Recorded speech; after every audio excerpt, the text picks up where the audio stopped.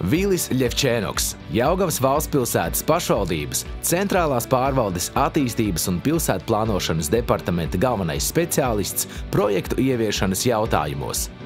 Viņa vadībā Jelgavā ir īstenoti neskaitāmi pilsētai nozīmīgi projekti, kuri veido Jelgavu tādu, kādu mēs to pazīstam šodien.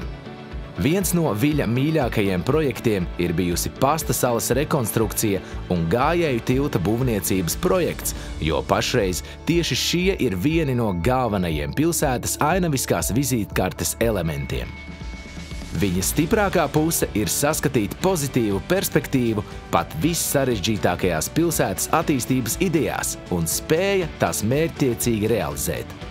Tuvākajos gados Vilis plāno koncentrēties uz projektiem, kas ietver dzīvojamo māju iekšpagalmu sakārtošanu un izglītības iestāžu renovāciju. Sakārtoti iekšpagalmi nozīmē ērtu un drošu vidi ģimenēm, savukārt mūsdienīgas izglītības iestādes veido labvēlīgu vidi bērnu un jauniešu attīstībai. Vilis Ļevčēnoks, tavs cilvēks Jelgavai.